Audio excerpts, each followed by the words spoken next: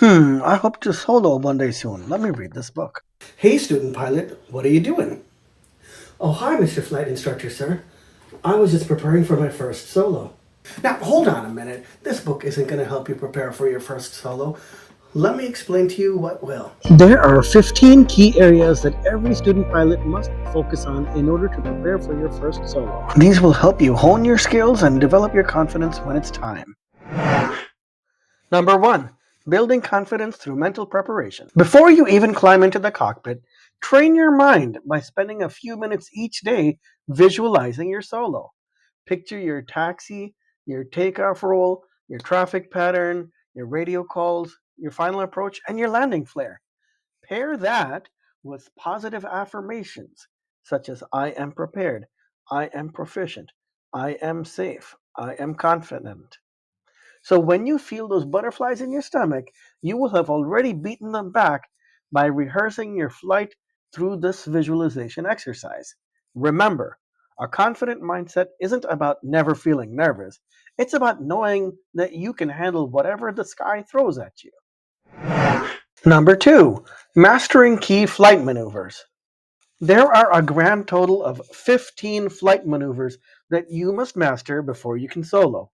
Have your CFI let you fly each maneuver start to finish without intervention so that you can learn to spot any drift required before tolerances are exceeded. Repeat until your control inputs become second nature. Your altitude should be within plus or minus 100 feet. Your heading should be within plus or minus 10 degrees, and your airspeed should be within plus or minus 10 knots. And when you're on the ground, not flying, use visualization to help rehearse the feeling of the control inputs needed in order to perform these maneuvers until you master them mentally. Check out this video where we go over the 15 flight maneuvers that every student pilot must master before they can solo.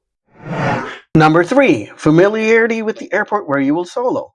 Before your first solo, you're going to want to get familiar with your airport inside and out, every nook and cranny. You're going to want to become familiar with the airfield itself, the local traffic pattern at your airport, as well as the local airspace in the vicinity of your airport. Number 4, familiarity with the airfield. Walk the ramp like you own it.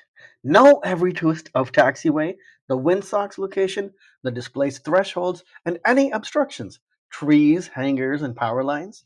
Memorize runway lengths and entry and exit points.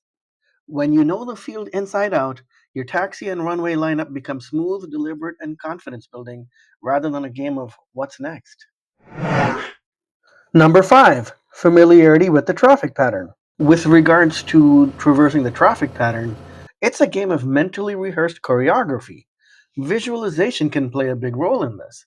Memorize the traffic pattern altitude, the lengths of each leg of the pattern, the airspeeds you need to be at, and the radio calls you need to make for downwind, base, and final. Practice your lookout scan and radio calls until they become part of your muscle memory. Princeton traffic, November 1st, 234 Victor, on left downwind for runway 28.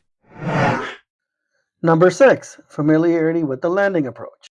When it comes to preparing for landing, you must know exactly when and where to begin your preparation.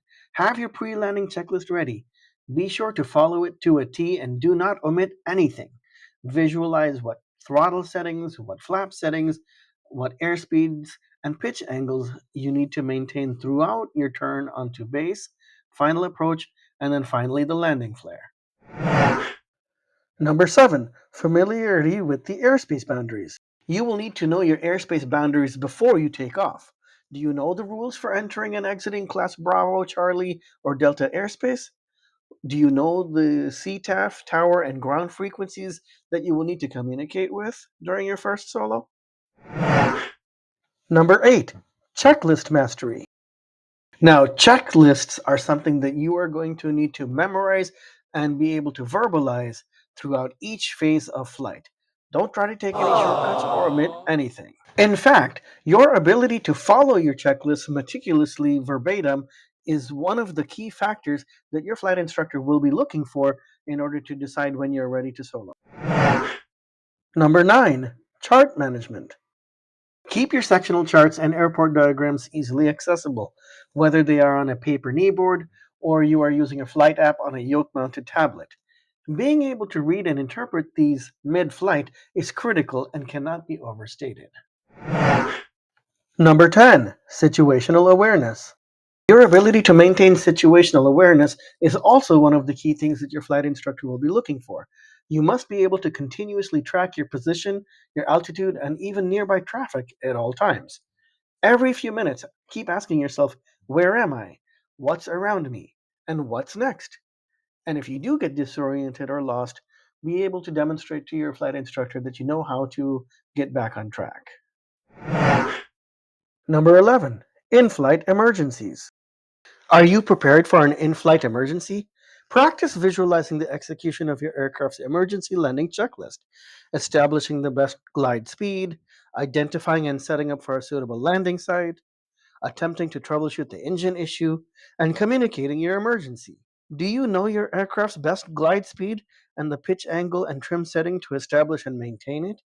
Do you know the emergency communication frequency? Number 12, pre-flight inspections.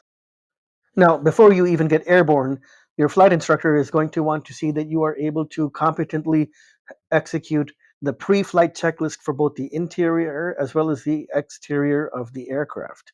Part of what makes a successful and competent pilot is the ability to make a rational go or no-go decision about your flight. Number 13, flight planning and weather briefing. Do you know how to use the resources that are available to you to develop a clear picture of the weather forecast for your upcoming flight? TAFs, METARs, AirMets, and SIGMETs, just to name a few.